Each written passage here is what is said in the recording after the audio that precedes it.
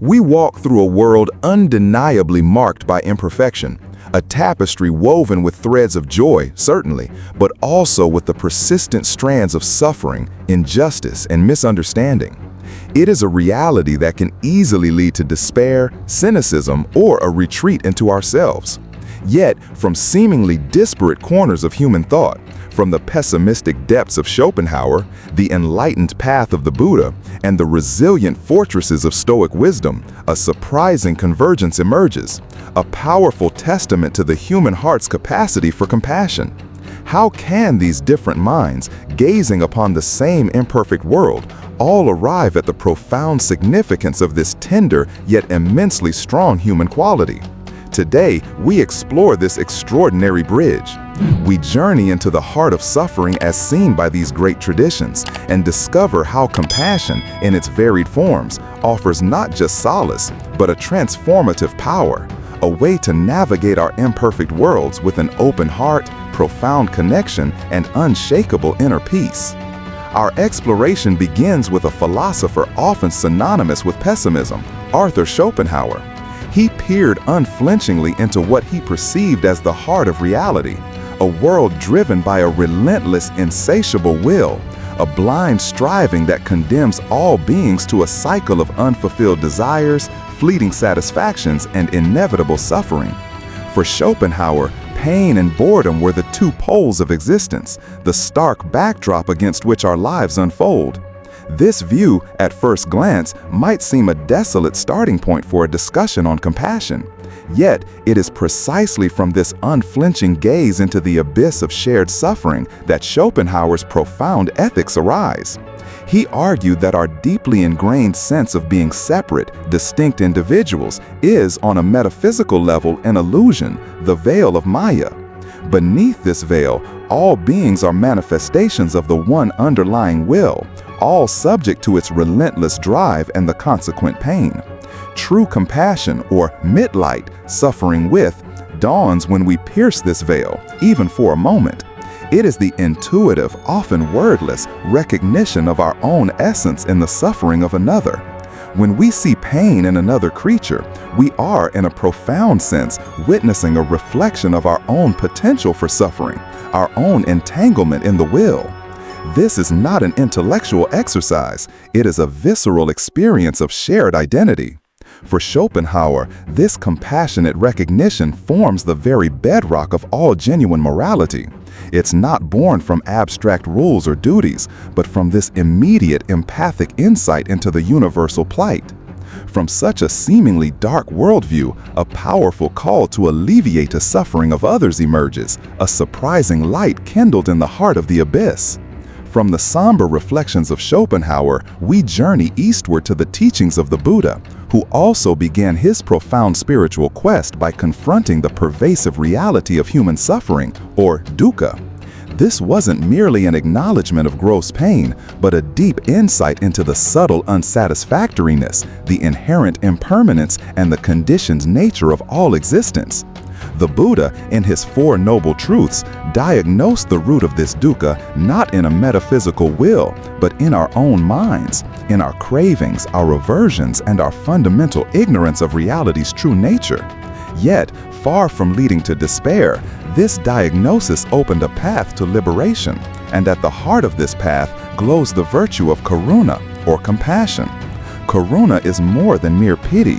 It is a profound empathy for the suffering of all sentient beings, coupled with an active aspiration for them to be free from that suffering.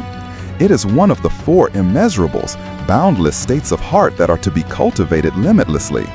The practice of compassion for the Buddha was not an optional ethical add-on. It was integral to one's own journey toward enlightenment. By cultivating karuna, we begin to erode the walls of our own ego, the very self that clings and craves. It lessens our aversions, purifies our intentions, and opens our hearts to the profound Buddhist understanding of interconnectedness, the truth that no being suffers in isolation. The liberation of others is intertwined with our own. While both Schopenhauer and Buddha recognize the universality of suffering, the Buddhist path illuminates compassion not just a response to suffering, but as an active transformative force that helps dissolve its very roots, leading toward a horizon of peace and ultimate freedom for all. Turning now to the rugged landscape of Stoicism, we find a form of compassion rooted not in shared metaphysical suffering or a path to personal enlightenment alone, but in a profound understanding of our shared humanity and our duties within a rationally ordered cosmos. The Stoics, figures like Seneca, Epictetus, and Marcus Aurelius, perceived the universe as a single, interconnected organism, permeated and governed by divine reason, the Logos. And because every human being possesses a spark of this Logos, we are not isolated islands, but inherently connected limbs of one body. This principle, sympatheia, means that the joys and sorrows, the fortunes and misfortunes of others are, in a very real sense, our own. Flowing from this interconnectedness is the concept of oikeiosis, a natural process of appropriation or extending our concern.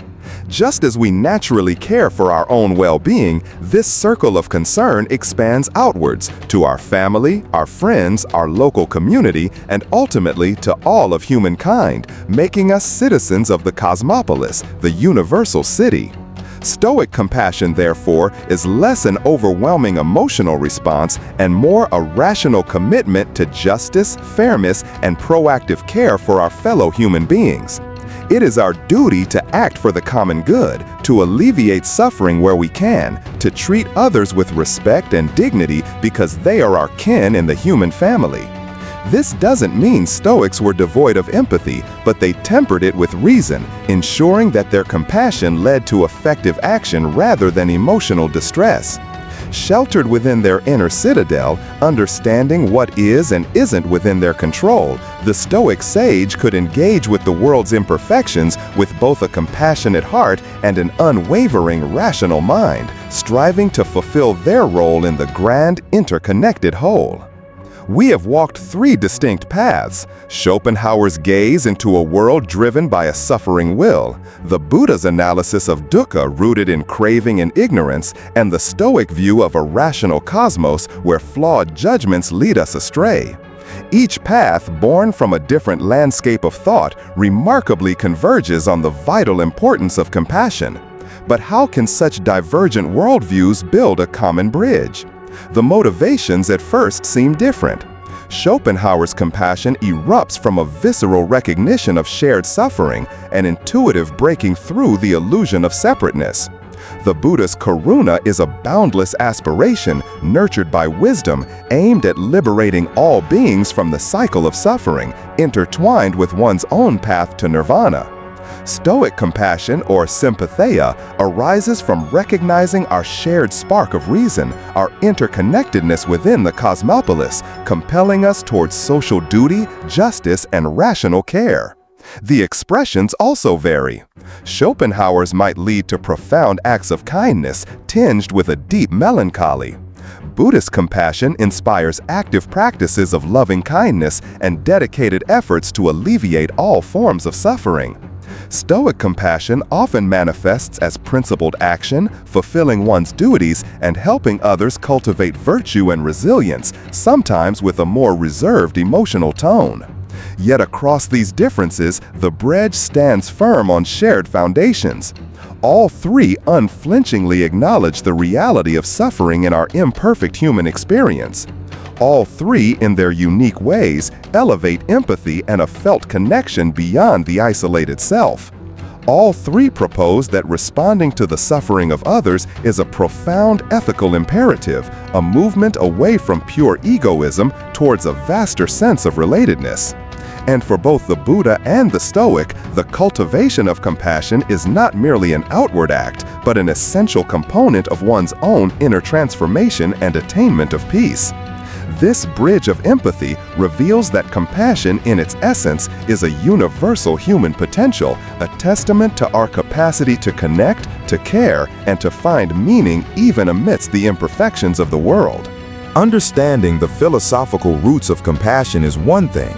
Embodying it amidst the clamor and complexities of our modern imperfect world is quite another. How do we translate these profound insights into daily life without succumbing to overwhelm or despair? The wisdom from Schopenhauer, Buddha, and the Stoics offers practical anchors. From Schopenhauer, we can cultivate the habit of seeing the shared humanity in everyone we encounter, especially those who suffer. Remembering that their pain, at its root, mirrors our own potential for suffering, can dissolve the barriers of otherness and inspire spontaneous acts of kindness, however small.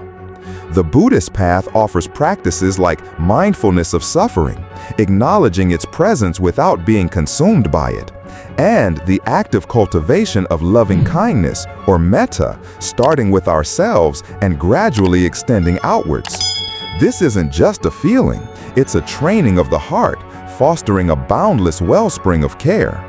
Perhaps most crucially for navigating our often chaotic world, Stoicism provides the framework for sustainable compassion. By focusing on what is within our control, we avoid the paralysis that comes from trying to fix everything. We act compassionately within our sphere, through just dealings, kind words, helping where we are uniquely positioned to help.